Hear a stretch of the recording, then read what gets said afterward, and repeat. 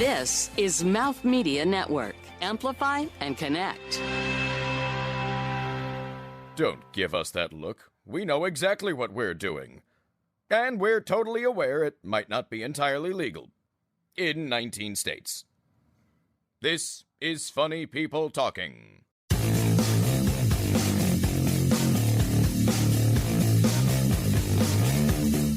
Hi, I'm Melinda Wittstock, and I'm a serial entrepreneur and a recovering journalist. And honestly, I would rather be talking to an insurance salesman boring my ass in some shark-infested tank than listening to funny people talking. Hi, I'm Steve Little. I'm a venture philanthropist, and I'd rather be going through multiple root canals than listen to funny people talking.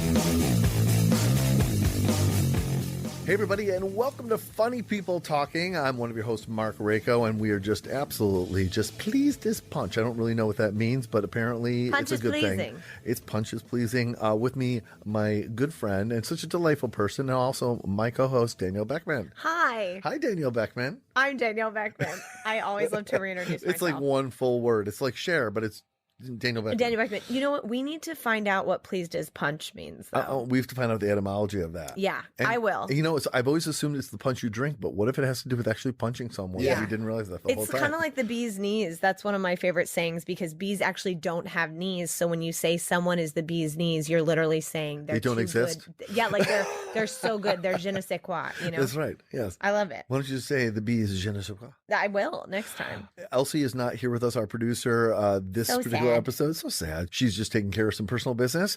With us in the studio, we're so excited because I know these two people, and they are both just about as awesome comes. They are Melinda Wittstock and Steve Little, two very accomplished entrepreneurs in their own rights. We'll get into who they are and what they do in a few minutes, but I promise you they shall not disappoint. But they're with us because they both participated in a really cool program, which was, I believe, it's Mavericks on Broadway. Is that what the name of it? Which is a really cool program where very seasoned and accomplished entrepreneurs or CEOs, they go through a process of developing a stand-up comedy routine, which ain't easy. And if that's not hard enough, they do a full freaking 15-minute set at one of the biggest stand-up comedy locations in maybe the world, Caroline's on Yep. Broadway. No World pressure, renowned. folks. And both of them did it last night. Both of them killed, and both of them should feel proud of themselves. And it's hard enough to do 5 minutes, much less 15 minutes. So congratulations to both of you. I Absolutely. was there last night, and it was such a pleasure to watch both of you do it. And it doesn't even matter if there were imperfections or missed cues or forgotten lines or get lost, or it doesn't matter. Yeah, You both accomplished it Yeah. like just pros. Yeah, like even a stiletto stuck in Yeah. the grating of the I know. stage, right? And then speaking of improv, Yeah. you got to kind of deal with that. And you Did did your well. shoe get stuck? Yeah, I Yeah. did. I Oh, had these that's like gold. really. That's I comedy had gold. like 3-inch stilettos, and I Mm-hmm. was stuck, and I like literally couldn't move. And it was just a great metaphor for how tough it is to be a female entrepreneur because Yeah. Oof. we have to do it all teetering on these. Sing High it, heels, right? sister. It's like, I'm with you.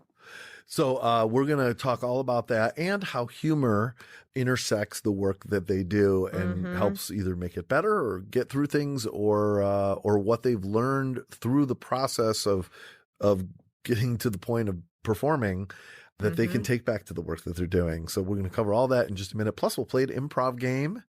That should be fun. Oh, it's all gonna be right fun. after this. But first, I have a question for you, Danielle, as per usual. Yeah, Mark. You're just so inquisitive. I do. Yeah. I noticed that you have not one, not two, not even three, but 4 stress balls you're simultaneously trying to work. Yeah. Are you just like just super stressed? Or is this a new technique I'm not aware of? Well, you'll notice 2 are at my feet and then 2 are at my hands. Impressive, by the way. I've never seen anyone working stress balls with their feet before. Thank you. I just keep coming with the accolades. I like it. Okay. Danielle, Yeah, you're awesome. Thank you. Well, stress, I don't really want to get into it, but you know, it's been a crazy month. You know, my movie is shooting next month, and I'm just trying to use every Amazon purchase wisely. And once these stress balls are done on my feet, I'll put them in my armpits and sort of start to massage. I've been looking into these like Eastern medicine techniques, you know. That's good. Well, that'll be good because, you know, that'll give you, because you're engaged, newly engaged. I am. Congratulations. If you decide to go with a strapless or topless, not topless. A topless wedding dress. Wedding dress. Well, no, it's not going to, it's probably not going to be new. strapless, but keep going. Okay. Well, you'll be ready though, because, you know, you'll be Oh yeah, working all those- my stress. working Yeah, on those, I'm gonna right. have stress muscles by That's the right. time we're Stress there. muscles. Yeah, You'd be but I'm not stressed built about like the Steve engagement. Little over here, who's Mr. Bodybuilder. Yeah, so. just like ripped. No, but right now this is just, you know, I'm trying to take it one day at a time. I'm executive producing, you know, I'm Yeah. the lead, so it's kind of one of those things where I'm just like breathe in, breathe out. But my engagement is not stressing me out. Yeah. And that's good. That's good. All right. Well, anyway, we will. I'll put the balls away now though. okay, I'm you sorry do they that. were distracting you. No more balls. No balls today. Do you have a nerd tip for us today? Oh, I do actually. It's a fun little segment of some nerd pickup lines. I love that so much. Thank you. Is that for nerds to use as a pickup line or to pick up a nerd? Both. Okay. And even Nerd if to you're nerd. not a nerd, give it a try and you might test out someone's level of intelligence. Well, my guess is if you haven't had success yet with your pickup lines, you really should learn from any demographic. Yeah, I mean, take this to Bumble. Okay. Okay, ready? Mark. So ready. Just the tip, nerd tip. Ooh. If you were a triangle, you'd be a cute one. Steve, you're sweeter than 3.14. Melinda, forget hydrogen. You're my number one element. Oh, that's my favorite. I love good that. one. Okay, That's a and I have good one more. I have one Okay. more. If Elsie were here, Yeah. I would say, Elsie, are you a carbon sample? Because I want to date you. Oh, that's so corny. And I think Elsie's response would be, no. She'd say, forget about it. That's right. Anyway, I just that's thought those were hilarious. so fun. I love that. I know it's not like a tip or a fact, but we just had to get nerdy with it. Can you give me a nerd line to start the show? Mark, make it so. Oh, you did it. I did. From the Mouth Media Network studios in New York City, and from the same people who brought you Monkey Radio with Mark, this is Funny People Talking with Mark Rako, Danielle Beckman, and Elsie.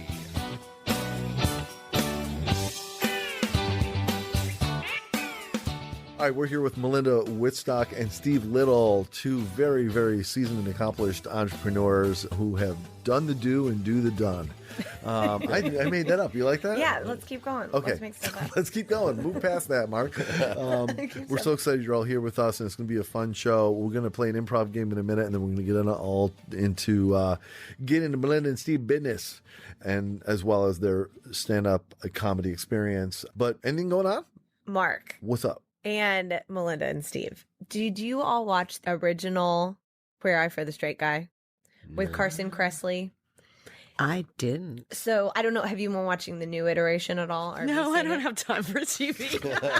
When do That's I a do that? laugh. I've only Good got a for couple you. businesses going on and Good for you. You're podcasts hustling. and stuff. So yeah. Well, back in the 90s, there was the original Fab Five with Queer Eye for the Straight Guy, where 5 gay men would come and clean up or do a makeover on someone, not just their appearance, but really their life. Like get to the root, like we were talking about before, the root problem going on. And I received a message yesterday morning from Carson Kressley, who was there were 5 you mean like of he them. called you? No, I got a video Okay. message from him. And he is saying, hi, Danielle Beckman. It's Carson. I wake up to this. And I was tagged on Instagram. It was a special Instagram message.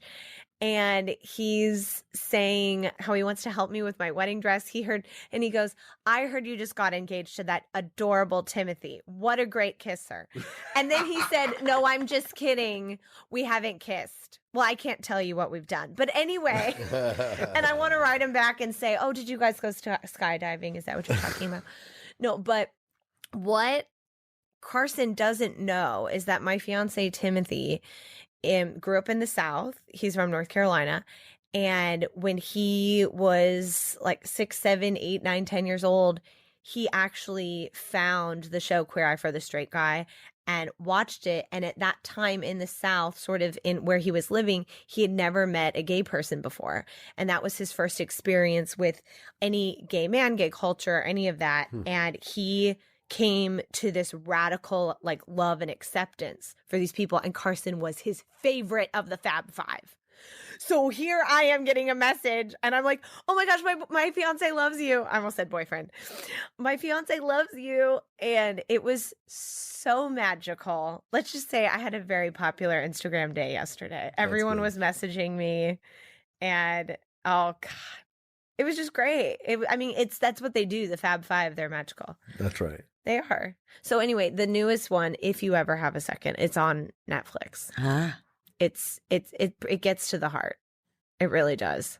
Well, I'm so glad that that could be arranged for you. I know, it was so sweet. It was like a love telegram to me. We should bring back telegrams. Do you know what's funny when we arranged it? So that Mouth Media arranged it for me, and it was a gift. And nice. The reason I bring that up is that we didn't know any of this. It was a complete coincidence that. How did you guys choose Carson? I just thought you would think it was fun. It was brilliant. So anyway, congratulations Thank you, again. You're welcome. So I was thinking that we could go to the power of saying yes, acceptance through improv, which is one of the core elements of improv, is accepting the offer that someone else has given you.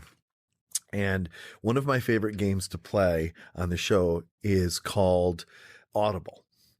Oh, yeah. And the idea is that you accept the offer that someone gives you, but your decision is not always the best one the first time around. And you know this as an entrepreneur. You know this as a coach. You know this as an executive. Sometimes you have to take suggestions and run with it. And maybe even take another suggestion until someone says that's the one, and then you run with it. That's the spirit of this game. And it's like football, like an audible. You call an audible. So sometimes you have a play in mind and someone calls an audible for what's happening in the moment and you run with that. So we call an audible. That's the origin of this. So the idea is you're playing a scene based on a suggestion that's given to you. And at a certain point, someone will say audible when you're speaking, and you have to come up with another line instead of what you said, and you keep going each time they say audible until they don't say audible anymore, and then you may proceed with the scene. Now Danielle and I will demonstrate. It's pretty fun. It's actually quote easy to do. It's and the idea is that you wonder, why am I getting audibled? What can I do to satisfy this person so that we can move on? So in addition to being a fun game, I think it's a great exercise in trying to take the suggestions of others and employ them into the message or initiative you're trying to undertake. And therein is the instructive aspect of the game, I guess. I don't know.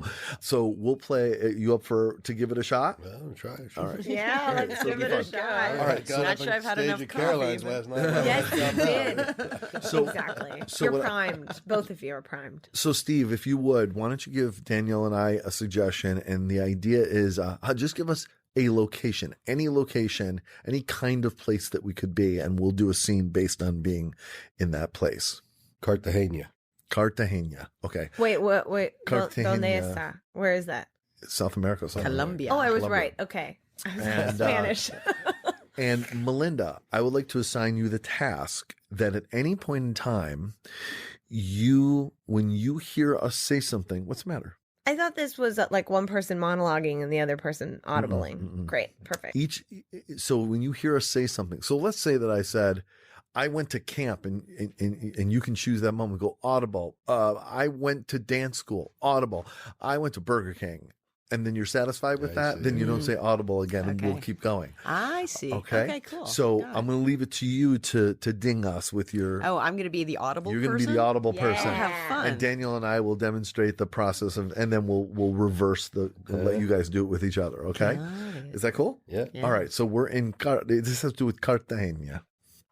Okay. See. Passport, please. I just have my student ID. Audible. I only have my library card. Okay, I can't do an accent, by the way. You don't- you're fine, you're Assume fine. I'm doing an You're accent.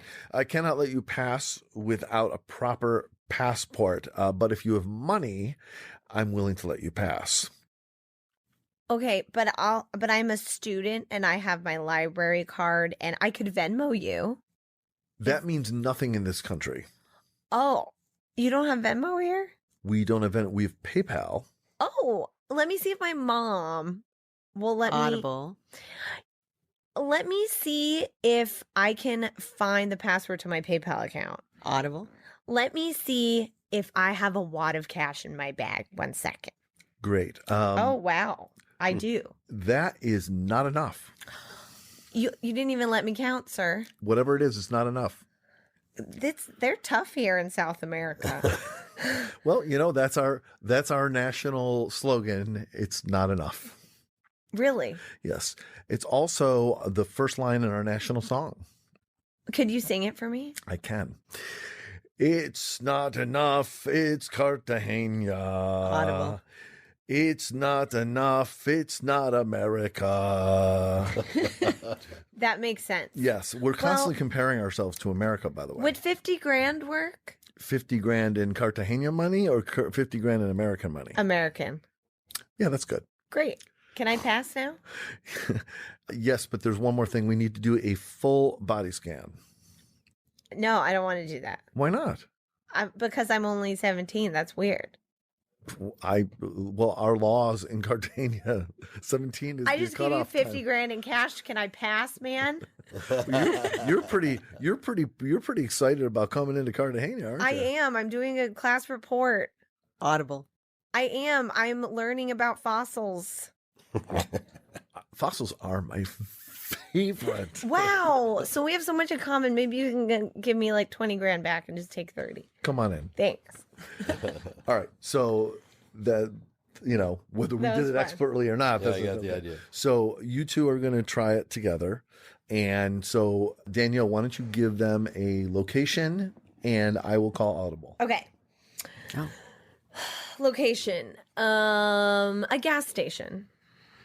Great. Okay. So anything that you want to do with the idea of a gas station being where you are, you can take it away. Melinda, So, why don't you Steve, start? I'd love to invite you to eat here and get gas.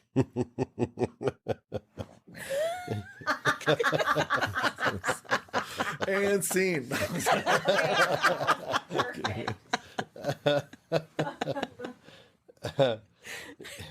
Gas station? Yeah, we serve sausages and muesli, and Audible. we serve sausages, cherries, a hot fudge sundae, spaghetti. It's But a it's a great gas station. Yeah, but it's all about the gas, baby. Yeah, I guess. Where do you park? Audible. How do you get there? Oh, you have to ski? Well, why do they have a gas station where you ski? It's complicated. Audible. Oh man, because do you see the snow on the ground? There's like 10 feet of snow. You can't get here in a car. I can't get there, period. Audible. Well, I don't want to get there. But you'd miss the delicious food that just fills your body to capacity. So you can just make wonderful audible sounds. Why don't we go to Denny's instead? Denny's. It's disgusting there. Audible. Denny's is an insult to humanity. Audible. Denny's has good gasoline. Ooh. I like the other one better. And scene. That's good. That's great. Thank you for participating. So, Yay. we love to goof around on this show, and you never really know where a game like this is going to go. Yeah, you that's know, good. My favorite is when things just get more and more absurd. You know, where are you going? Down to the corner, Audible. Where to school, Audible, to outer space. You know, it's just Right. escalates. All right, we're going to take a quick break. When we come back, it's all Melinda and all Steve, or it might be all Steve and all Melinda. I'm really not sure. We'll find out right after this.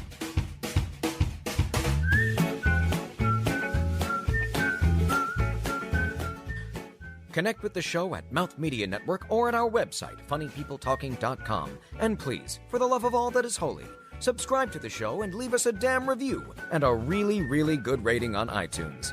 Pretty please? Thank you.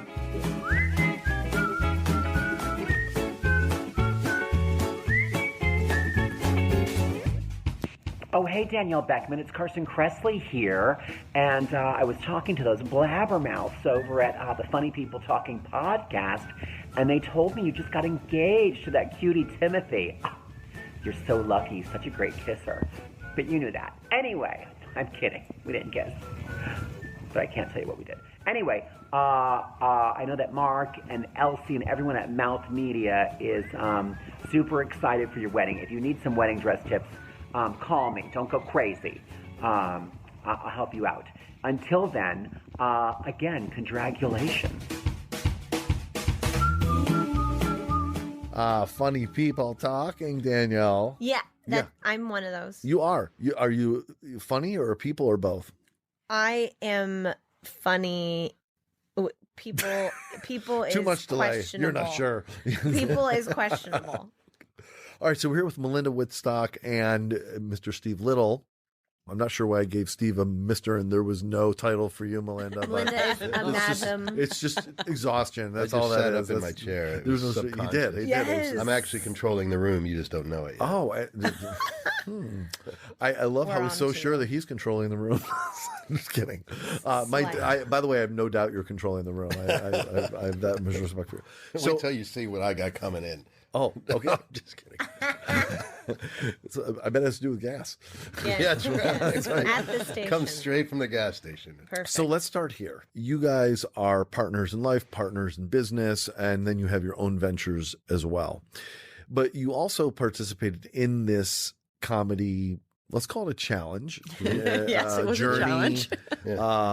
How did that happen for you? What led to the decision that this was something? Look, all kidding aside, you are both just, in my observation, monumentally busy people. You just have like before the show, we were trying to size up all the things we could talk about. And I was like, oh yeah, there's this layer and this thing and this thing. I was like, we're not going to be able to cover all this in one show. It's unfortunate because there's a lot of layers here. No one will be able to appreciate who you are based on this little show. So just trust me, everybody, look them up. There's a lot. Mm-hmm. But it takes time to write and think about a comedy routine, to practice, to attend whatever sessions in person or virtually that you attended with Matt Kazam, who both emceed and was your teacher or coach or whatever for this. And then to come to New York and then take a night out and perform at this thing. And I know it was cool and fun and everything, but that's a lot of time commitment for you. So what went into the decision for both of you to, number one, to do it at all, and number two, for both of you to do it? Can I go? Yeah. Yeah. So it's interesting. Controlling the room, huh? Yeah. There you go. That wasn't even very subtle, though. But I have to say this, and I wanted to start because I can tell you there is no way I would have done this if it weren't for Melinda. No way. That's very nice. It would just be so completely outside my realm of comfort and my realm. You of, mean having a buddy to do it with? well, basically? no, it's not a buddy. It's more like a challenge. Okay. Right? So, so it's something interesting about our partnership is I am hyper introverted. Okay. I've made a whole career out of being like behind the scenes and making shit happen and so on and so forth. Right.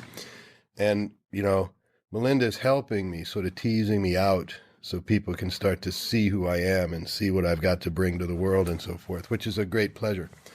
She, on the other hand, with the background she's had and just who she is as a person, I mean, the story she told last night about her first business when she was 6 or almost 6, something like that. Yeah. You know, she's always out on the front, right? And so that's one of the interesting things about our relationship. It creates interesting tension, right? But what I've learned is that if I just go with her lead, it's always good for me. It's maybe extremely uncomfortable. I'm glad you go with it. But it always turns out to be, it was another good thing. Yeah. Right. So that's how it happened. I don't know. They'd done it before. You stepped up and said, "Hey, I want to do this." And I was like, no, come on. You're not going to do that, you know. And she was like, "Come on, we can do this. You know, it's going to be great." And it's like that little voice saying, "Yeah, Steve, you got to go with it. You got to do it." It's like a trust fall, you know, when you just fall backward and that exercise. Yeah. It's that, but metaphorically. Well, it's a funny thing because about it's like just so the process itself is interesting. I'll let her explain that in more detail. But you know, 7 weeks long. You go on these video calls and. You start out just sort of telling stories, then Matt takes them and chops them up, and you try to insert some funny stuff in there, and then you throw stuff out and you put stuff in, you play around with it. But eventually, about 2 weeks out, you lock your set down, and you start trying to memorize it. The funny thing is that, you know, I had this thing nailed 2 nights ago. I could do it backwards, forwards, upside down, sideways. You could not knock me off of that set. Right. And we had dinner one night and I said, "Hey, honey, I just want to thank you because I would never have done this without you. This means so much to me." Yada, yada. Right now, 2 nights later, when I give it for the first time to the whole group, I completely bomb. I couldn't even get through 3 lines. Unexplainably, I couldn't remember anything. That night I said, "Hey, honey, thanks a lot for doing this." I got you to hold responsible. It goes from thanks a lot to thanks a lot. That's right, exactly.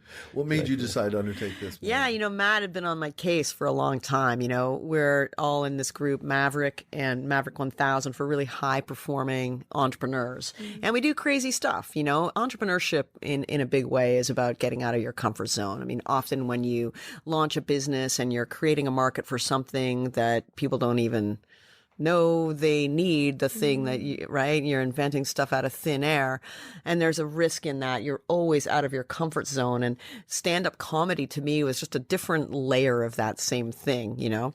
And you know, Steve and I both do a lot of speaking, and so there was a kind of, you know, this could really help our keynotes and our speaking and things like that, especially if you're talking about difficult subjects, to be able to do so with humor. So all of that, but it was just like never the right time to do it. So I kept passing. We kept passing. It was always a conflict or whatever. And now, like, we're super busy, probably busier than we have ever been. But it's like, if we don't do it now, we're just not going to do it, right? And what was hilarious though is like I was a complete slacker on this course. Like, I missed so many of the meetings. I like couldn't make it to the group calls, and like. And this is my journalist background. I do everything at the last minute. Like, I wasn't kidding last night where I said, you know, I joked it's been 18 years since I've met a deadline. No, I always meet deadlines, and I always do everything at the exact last minute. It's the only, I mean, well, you know, it's just my way. I will say, I find that I'm similar, not that I wait till the last minute as much as that I perform best at the last minute. Yeah. I cannot tell you how many papers I got an A in college that were literally, this was before we had computers, desktop, you know, PCs. I would literally be typing the paper as a first draft on the typewriter an hour before it was due. Yeah, I did that too. In the typing lab or whatever, type, Yeah. and you Same know, and I was good under pressure and just delivered it. It's a terrible way to run things, but I'm saying it is a terrible way to run, and it's interesting as an entrepreneur having transitioned, because I have these career, you know, as a journalist and as an entrepreneur, and as a journalist, you know, it's a very individual sport, and it's just you. You're the only person you really need to worry about. Like, you have editors and whatnot, but it's just like you produce the thing, or if you're on, you know, used to be a television news anchor, and it's you. But to be a great entrepreneur, you're building a team. And if you continue on behaving like that, it does mess up your whole Of team. course. Like you just Well, can't run a business that way. You can't scale anything that way. I don't know. I'm not 100% in alignment on that one. So I think that for me, it's while this comedy thing required a lot of preparation, the reason was, you're trying to be funny, right? So there's some specific structural elements that are not natural, at least to me. Yeah. But as in terms of sort of day to day, I do everything on the fly by inspiration. I don't plan anything. Just ask her, right? Yeah. We're going to go do a speaking gig. You take it as Are it you going to comes. prepare? No. Why would I prepare? I'm going to go and get whatever I'm supposed to deliver. It's going to come right through, right? And that's the way I live my life. And that That's the speaks way to your I do my experience, business. though, as well. Partially, yeah. But you do have to have that team, right? And if I were involved day to day in sort of the operational detail of the business and doing this, it would completely screw everybody Yeah, well, that's, up. yeah, yeah. So that standpoint, you're right. Yeah. But what I've done is organize my team so they just know I'm out here floating around doing stuff. Yep. And that stuff is making business happen, and they're getting paid. There you go. Well, entrepreneurship, I joked last night that if you want therapy, become an entrepreneur, but there is a real intersection between personal growth and business growth that you have to really do the inner work on yourself, right? Truly. And so one thing that Steve and I have in common, and Steve has really taught me so much of this too, is just to be able to open yourself up to just receiving these divine downloads or these hits of inspiration and then acting on them. So rather than having your ego kind of tell you and like limit you and be stuck in all the to-dos and the shoulds and all that kind of stuff, is to start every day really with a very open mind and in a meditation or whatever, and just asking for inspiration and then being brave enough and quieting your mind enough to actually hear it and act on it. So perhaps there was this divine download one day as you shall be funny. Yeah, right. Just go for it. Well, I'll tell Let you yourself be the instrument of it. Right? Here's a funny story. As we were going through this, we help each other grow and develop as we go. And, she keeps pushing us out on the edge, and I keep using my universal spiritual connection to sort of survive the edge, right? And then she gets to sort of watch me do that and go, hey, that's pretty good. I'm going to try that, right? So it's like this feedback loop, right? So really funny, one day we were talking about how we organize our day and keep task lists. And at one time, right, this is hilarious. At one time, she actually had manifestation as an action item as on a her to-do. Manifest that sucker today. Wait a minute, manifestation is not a to-do. You're like, that's at 5 o'clock. What? At 5 o'clock. Where- 5:10, I have Where on the this. list was that? Was that not number one? No, it wasn't. It was like 5. Yeah, I don't have to-do lists anymore. No, you don't have to do that anymore. I don't do that anymore. There's, you know what? There's something to be said about that, though, in a way, because look at what happened when you prepared your whole set, right? And you had it written and whatnot. And even like you're saying on these other things that you go and speak, even if you have something fully written and prepared, you showed up last night and you were like, well, some of it was out the door anyway. And that speaks to like being in the moment and kind of taking the energy of the crowd as it comes and whatnot. And so it's almost like you can prepare, and then you can throw it away. Right. And that's but also you can go, both of you can go to an event, know what the topic is, and speak on it because you live it out. Because you do have those moments where you're going, oh, I'm literally doing what I'm supposed to be doing on this earth. This is why I have these meditative times, and this is why I'm doing this. So I don't need notes right now because I live it. It's intriguing that you amazing. should say that, Danielle, because one question I was going to ask both of you is, and this, to some degree, this was pervasive across everyone's set. There were 7 people performing last night, along with the MC and instructor, Matt. But it was, to me, really prevalent with the both of you is that your set was built around almost a biography. Definitely you, Steve. I mean, you told some of the same stories I already knew about you, and hopefully funnier. Yes. Well, storytelling is really funny sometimes. Right. So my question is, was this part of the structure that Matt gave you as a way to build your set? And was part of that because it would be easy to find home base again as you're doing it because you knew your own story. Yeah. As opposed to inventing something you have to remember these imaginary chapters of? Or was that just a way you think that in the interest of time almost, you could use things that you already knew about? What do you think, what'd that do for you? I think it's a little bit of both. I think that Matt sizes you up as a person, I think is fair to say. And, in my case, it was clear I could tell stories, but, I wasn't very funny. So making that work was really the thing. So he sort of tailors what you're doing to you. So you spend some time with him one-on-one, and he's sort of extracting your stories. And he said, okay, well, we can make that funny. And that story over there, that's not going to be funny. Throw that one in. Sort of you get there that way. And then you create an outline, or he creates sort of a bullet outline, then you have to fill the story in. Then you work through it and you start punching it up and start adding the human. That's the way it worked for me. What was that process like for you to do? What I mean is not how enjoyable was it, but how did you punch that up? What did you do? What actually were you doing to find those funny things? Well, he would, as you go through it with him line by line, he'd say, okay, this part of your story, we can do something in here. So, let's see, what if we did this, right? And then you sort of go back and forth a couple times and refine that, and then you've got the punchline, right? Kind of like the not juxtaposition, but the dissecting a little bit of the heart of it, and then sort of bringing it out. Well, it's sort of like when you think about it, if I can just reflect on last night, the line about Beyond the Reef. Right, the charity we're supporting. Right. Well, basically, that was just, hey, the reason we're here tonight is supporting Beyond the Reef. But but that was just part of the story, so it could have ended right there. Right. Right. But what we decided to do was throw in, they got a bunch of my money. Right. Right. So that takes the story and gives it a punch. I love it. And then literally out of the blue, weeks into it, we added who knew it cost so much to sink a ship?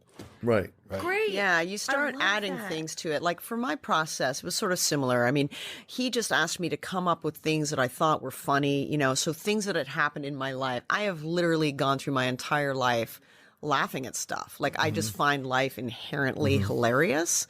And so I just started by picking out a bunch of different themes or whatnot, and then collapsing them down even more. And then what Matt did, which was really great, is help me and also just show me how to take something that I had and then put it into setup, punchline, through line, and how to do the callbacks and how to do a lot of that on a structural basis. And then once I understood the format of that, I could then apply that to all the other sections of the script. And then they got better and better with each telling, and then new things would occur to you, and when even you in the speak rehearsals. your own story, it's universal the more specific you get, which is crazy, because the more you speak to you, the more we all resonate. Right. Like just even how the Augie story develops. So like Augie's my, new puppy, 6 months old, and he literally has grown out of proportion, and he literally does have like a big, I joked that it was an endowment.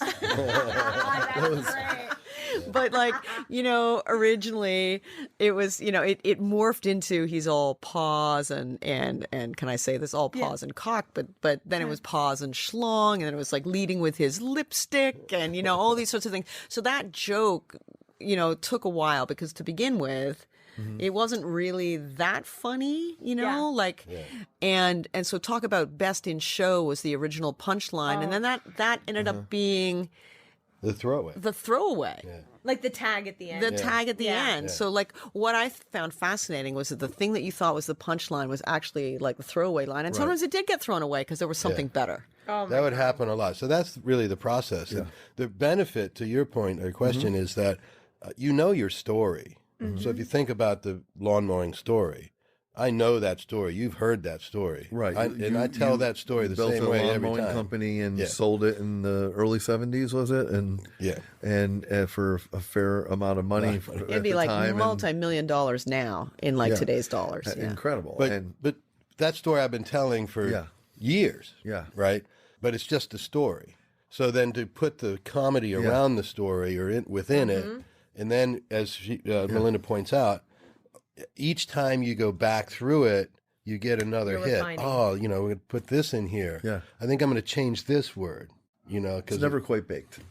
No, it's still going. And that's, that's where you get into trouble, though, Yeah. right? Because then all of a sudden, like there was this whole section. I tried it on her when I really had this thing mastered before I lost my brain or something. I said, hey, you know what I'm going to insert here? I'm going to insert here that I tried my hand at preaching once when I was really young. I could bring fire and brimstone down and boom, do something really big on the stage. But if I knew one person in the room, it sounded something like this, open your Bibles to Matthew 2.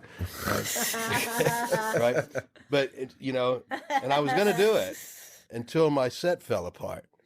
And then it was like, I can't afford to be throwing crap in there, Gotcha. I'll blow up. Find So- your balance. Yeah, you had to call an audible. Well, but on it the wasn't stage that. last night, like I forgot whole chunks, and Oh, then of course. I put things in different order. And at one point, I'm like, "Wait a minute, what?" Our brains Look. do that. I know. I want to say something, and I'm sure either this has occurred to you or people have said this to you, but if for some reason this hasn't been, I need to make sure you know this. What you did last night is remarkable. Not that you wrote a set, although that's really cool, and that you memorized it and did your best, although really cool. 15 minutes of comedy is so hard for anybody, one. And you've never performed it in front of a group of people Ever before, yeah. All professional comedians that perform at a place, and not everybody in that room was a friend either. There's just people. Yeah, that there were came random from- people right? off the street and stuff, okay. right? So, and they're like in New York having a good time or whatever, and they're like, let's go see a comedy show. And now you're the comedians, right? Right. They have some expectations. So they go to open mics and they work their material. They see what works with audiences and doesn't work with audiences, and they get rid of bits and try new bits and polish them. You didn't have that chance. This was your single one time, live it or love it or leave it, live or die, all this right, stuff, exactly, do or die. And you lived with it. Nobody left the stage and said, I give up. You found, even Steve, when you got lost a couple times, you found your way back. You left victorious. This is quite an accomplishment for the most seasoned pro. And by the way, I've seen plenty of seasoned pros do the literal exact same thing. And so I hope that you can be truly proud of yourself. Yes. This is something that you've done. But, it's really cool. I think, you had this stat last night. I think something like, 5%? Only 5% of comedians get to perform at Caroline's. Yeah. Those are Oh, pros, yeah. right? Yeah. Pros. And then, who's playing there this Tuesday? Yeah, like Norm Macdonald. Norm Macdonald. Yeah. Like, I played in Yeah. front of more Norm Macdonald. Why not? I know. I got to record there Basically once warmed on up a for Norm. fluke. Yeah. That's right. Yeah. Yeah. Okay, so one other quick question. How would you say that humor plays an important role in the work that you individually do now, and how what you've learned through this experience might impact Oh gosh, yeah. your Great question. connectivity with that? Yeah, great question. I mean, I think as a podcast host, and I have 2 podcasts, I mean, the humor comes up all the time. I find it a great way when you're interviewing people to get the best out of people and make them feel relaxed. So it's just part of my demeanor, I think, just as a podcaster. I also think as a speaker, if you're talking about a subject that's challenging or hard, or you are coaching or mentoring someone and it's a truth that they need to hear, but because it's going to be life transformational for them to hear it, humor is an amazing way to be able to get people, to connect people, and to be able to get people through that transformation. So I can see so many different ways in which this applies specifically what I do. I mean, growing a podcasting network and an audience engagement platform for all the people who listen to podcasts. Being able to connect people in a humorous way. I mean, there's so many different applications of this.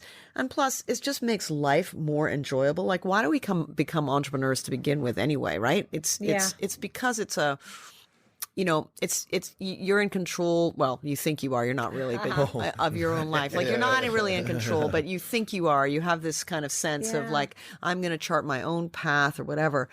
So if you have that choice and you're doing it because you want sort of independence of choice, you want freedom of choice or whatever, God, like have a good time. Like enjoy the journey. Like it should be funny. It should be fun. And humanity is inherently funny.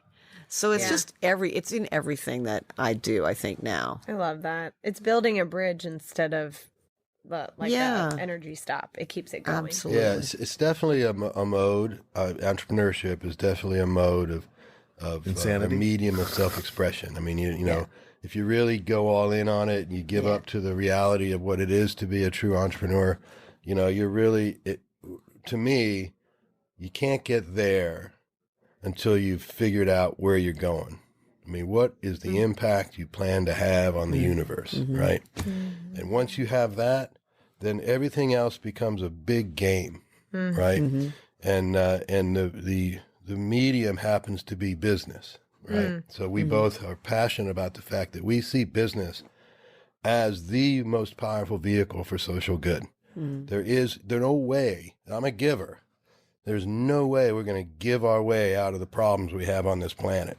It's going to take innovative business to do it. And that's why we're so passionate about what we do. And it's amazing to see that catch momentum. And we travel and, you know, I mean, we went to an event in Toronto last weekend and just the consciousness in the room was palpable. Wow. You know, That's where so good it to used hear. to be just a big convention. Right. There's a bunch of people in the room. Now you can literally feel the energy of consciousness emerging from this room. And, you know, people who might walk in having been stuck in traffic or something, pretty soon the love just overwhelms them. And they're part of the energy. So it's just a huge thing. You know, my situation with humor is obviously the more you can live on that mission or on those impact orientations and be humored by your experience in life, you know, you're going to get wrapped up in the crap. Right, it's just like, you know, isn't it funny that I just missed my freaking plane, right? Yeah, It's like, you don't get attached to outcome in the same way. Yeah. Because I think what you're saying is really profound. Because when you do know where you're going, you know your mission or whatever, all the kind of silly things that happen along the way are just silly things. Well, and you Literally, can like look the for the learning. minutiae is not Right, one of our big lines is, okay, well, you know, we missed our flight. What's the learning? I mean, not like you should have gotten here earlier. That's obvious. But no, there's a reason why we missed our plane. There's somebody here who we're going to interact with, someone we're going to see, or someone who's going to see us, or something's going to happen that's going to be contributing in some good way to consciousness on the earth. And so that's all that matters. And so it allows you to just say, okay, well. And you are where you are. You can't That's change right. that. Exactly right. There's nothing you're going to do about it anyway. See, life is improv, right? Truly. Well, the question is, do you accept the offer that life gives you? Well, absolutely. that's the key. That's the key. That's Absolutely, the key. right there. That's So, so it's, important. you know, we talked about this along the way when we were doing we coach each other a lot on this. And so she was asking about this inspirational download I get every day. I mean, my day starts with the same meditation every morning, and I get the download because I have asked for the download, right? And I said, so she goes, well, what's the trick? I said, well, the trick is seeing the inspiration and acting on it. Right. We don't usually act on it. We usually go, well, I had one, you know, go to the mall. Interesting. It's like, you know what? Why the hell would I go to the mall? You know? Well, turns out I went with it, and there was only one seat open at the Starbucks. I sat in the seat. The guy sitting next to me is exactly the guy I needed to meet that day. Yep. That's amazing. You know? Yep. And That so it's happened to me just on like, Sunday. if I'm you so do with it, you. then you I'm get so it. That's with the you. way it works. If you don't do it, you don't get it. How often have we said, God, I knew I should have gone, or I Yep. knew I Right. knew. You Yeah. just- And so stand-up comedy was kind of like that as well, right? It's just like getting a hit to do it. Yeah. So like, I don't know why, That's but exactly I'm right. getting a hit to and do when it. she brought it in, and it was like, no, I can get this hit with you. I got it. I'm there. We can make this So work. cool. So we had to juggle some things around. The other aspect, though, about comedy and what I do is that, you know, it's typical, in other words, not atypical, in my business that the last few weeks before a company closes a transaction, a sale transaction, so they're selling their company, which is one of the things we do for companies. And, you know, we've built their value up. We're now going to get a lot of money for their company and so forth. The founders completely lose their minds. They really do. It's hard to imagine that someone who's built a $100 million company could become such a quivering piece of crap 2 weeks before the end, right? I mean, they're just crazy. They do insane things that risk the deal. Yeah, they I had a client once literally get on the phone and yell at the guy that was getting ready to write him a $30 million check. I said, please don't do that. What's going on in their brain? It's sabotage. It's sabotage because I think we all have this sense of what our own value is, and if we transcend what our own upper limit is, deep down subconsciously we start to sabotage it because we think we don't deserve the success. Like the poverty mentality. Yeah, so people start to self-sabotage at that level. So what I found is that I have to have humor. Yes, I have to find a way to make that funny. I have to. Otherwise, I jump out of the freaking building. If that we joke when you're coaching people. We joke you can either be right or you can be rich. I've said that to clients before. They both start out the same way with an RI, but right or rich. And so we have this little hashtag. We have this little between us. Oh my God, that's a right or rich. You know what's so funny about that to me is they both start out with an R, but once you get to the I, it's what you do after the I. Yeah, it's really interesting. That's interesting. That changes the course, that's right? really interesting. Yeah. So I'll come home from work or come home from a meeting or something. She'll be there at the office and I'll walk in. She'll go, "How'd it go?" Right or rich. She can tell the whole story herself. That is fun. It's so interesting when you see these patterns, but this is true about entrepreneurship because we were talking about it's real an inner game, and I think this is probably true for stand-up comedy as well. It's like what you think you can, right? Mm-hmm, sure. And so that kind of mindset, I think one of the reasons why we could all get up on stage last night and do so well is because we've had how many times in our businesses where we've had some unexpected thing happen that you can't control over and over and over again, and you get the confidence of overcoming those things or just rolling with it, right? And say, what's so the this worst is that just could happen? one I'm more still here. time. It's interesting you say that because, I was just thinking, so the other day I did some stand-up and what was interesting is the guy that followed me actually had what I considered to be material a very weak set. But he had such confidence and energy. He got way more response from the audience than I did, even though my material was much I mean, I did fine, but mine was much more well written and smart, and his was just more goofing around. And I was a little angry for a second, and I'm like, what's wrong with these people? You responded to that crap? Yeah. But then I realized I was like, it was such a level of confidence that the audience goes, well, this must be good. Yeah. And so, how many times do you think about times even in your own entrepreneurial lives when you kind of knew you were thin in what maybe your offer or God, I don't know. And the startup stage. Oh my God, because you're trying to prove something. Sure, we can do that. It doesn't exist yet, right? Like you're creating a market for something that nobody knows they want and buy it or whatever. And in that startup stage, totally. Can you create veggie bacon? Absolutely. Famous phrase. I thought it was. So look, I wish we had. Not just because I enjoy both of you, but I wish we had another hour or two because there's what you do and who you are so rich. Our audience could just benefit so much, but the reality is we don't have that luxury. So if people want to find out more about you, connect with you and the things that you're doing, how can they do that, Steve? Well, you can find me on Facebook or LinkedIn, or my website is zerolimitsventures.com. You can sort of find me that way. Perfect. Yeah, and I'm kind of ubiquitous on social media as well. So Melinda Wittstock, my public figure, is I am Melinda Wittstock on Facebook and Instagram, Melinda Wittstock 2020. And listen to my podcast. It's called Wings of Inspired Business. It's awesome. It is a good show. And it's not just for women entrepreneurs. I interview women entrepreneurs, but honestly, men could learn a thing or two from women who've built 7, 8, 9, 10-figure businesses. I have people who've built unicorns on there, and we get really, really deep and transparent and vulnerable, and it's really cool. So Wings of Inspired Business, and melindawittstock.com is my website. Perfect. Well, if you're looking to find two very inspired people, not just as entrepreneurs, and I'm not just saying this to be nice, it's true, not just as entrepreneurs, but as people trying to impact the fabric of the world that we all live in and the future of our planet and of the success of people around them, you should check out these two and look at the things they're doing and connect. I think your world will be better for it. So thank you. Congratulations, both of you, for really accomplishing something last night. I know it's just some stupid little stand-up thing, but it's not. It's a win in your own world of taking a challenge on and a gift to other people. So congratulations and thank you. It was a pleasure to see you perform. Best of luck. I'm looking forward to seeing what's next.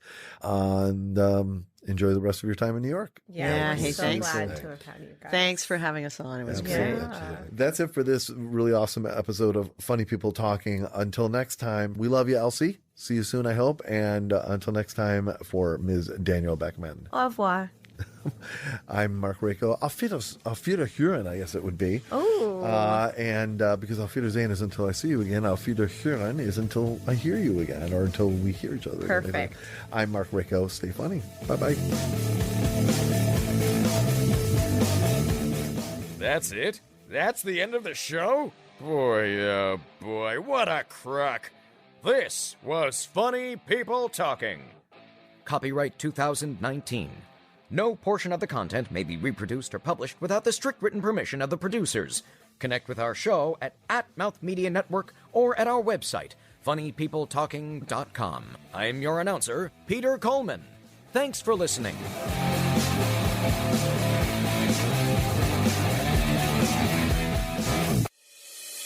This is Mouth Media Network. Amplify and connect.